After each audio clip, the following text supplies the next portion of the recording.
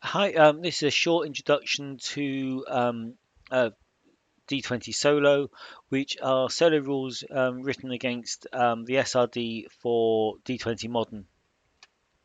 So what you get is a little bit of preamble about solo play, if you're new to solo play, and then you get the core game mechanics for solo play, Oracle-based solo play are the yes no Oracle and the Muse. So you've got a D20 Oracle is fairly simple, easy to run from memory, so you're not constantly referencing the page. And you've got three kind of levels of answer. You've got a purely binary yes no, the graduated no and no but yes but yes and a more narrative best possible situation, worst possible scenario. And then these are explained. Now, the Muse is a D20 cross reference or D20 and D4, and there are two tables, and these are evolved from tarot cards, the meanings of tarot cards. And so you get an upright and you get an inverted table, and you roll once on each table and combine the two words. Beyond that, it works exactly the same as the action and subject mythic tables, if you're familiar with those. And you can draw them for any kind of open question or from what's in the box, what they're thinking, what's their motivation, that sort of thing. So now there's a couple of little notes which are very specific to a D20 Modern on that page, and then we get into scenes and records. Now there's two more sections here, scenes and adventures. And that's where most of the effort has gone in this particular solo book. Building your scenes, recording the scenes, getting going, using flashback scenes, and censoring scenes around specific skills, skill challenges, um, assessing challenge levels. And then describing the scenes. Now, three things is an improv technique where as soon as you picture a scene, you can name three things about it. And these could be the broadest strokes. If it was a motel room, it could have a bed, a TV, and a chest of drawers. That's three things. If you then decide you want to check out the chest of drawers, you name just three things about the chest of drawers. It could be cheap. It could have a wobbly leg. It could have scratches uh, on the worktop. And so you drill in, you pull open the drawer and you name three things you find in the drawer. Now it could be a man's suit, it could be some socks, it could be a locked box.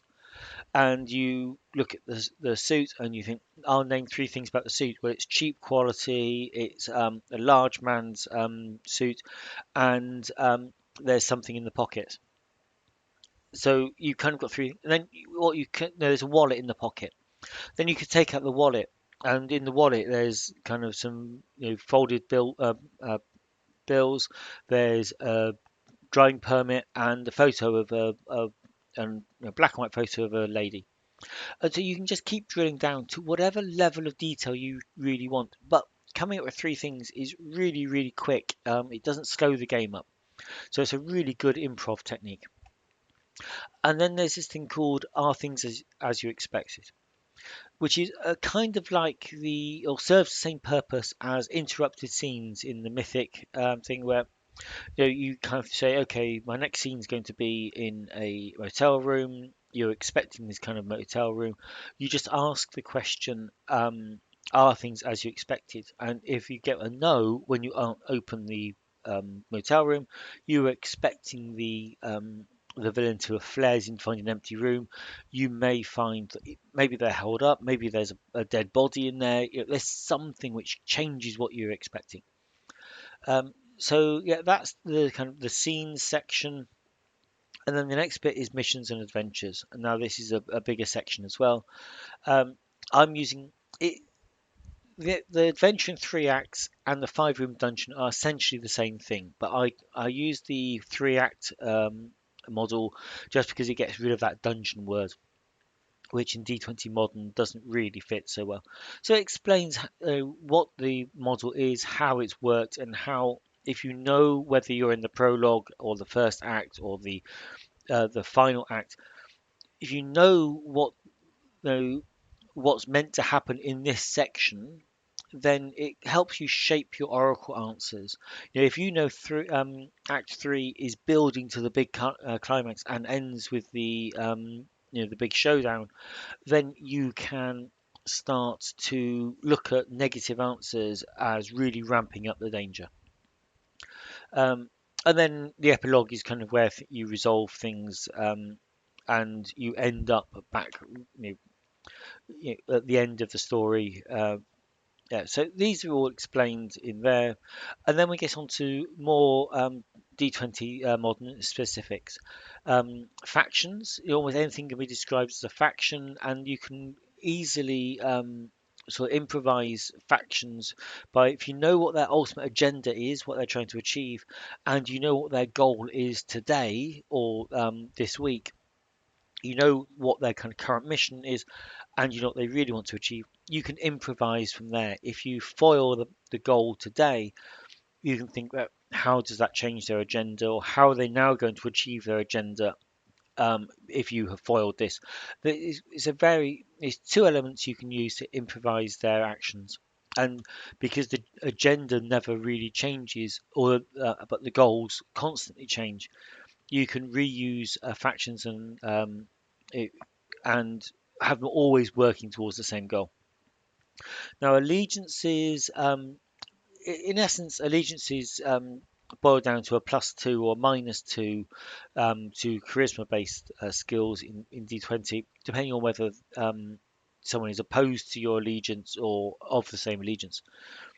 I just say you can actually extend those into oracle questions if the question you're asking actually interfaces with the whoever you've got the allegiances with. And then we talk about characters, parties, and GMs. Whether to play a single character, a pair of characters, a party, or whether to completely flip it and actually GM a party uh, of emulated characters, and how to flip the roles. Okay, so that's it. And then just after that is just the OGL at the end. Okay, so that's what you get. Thank you for watching.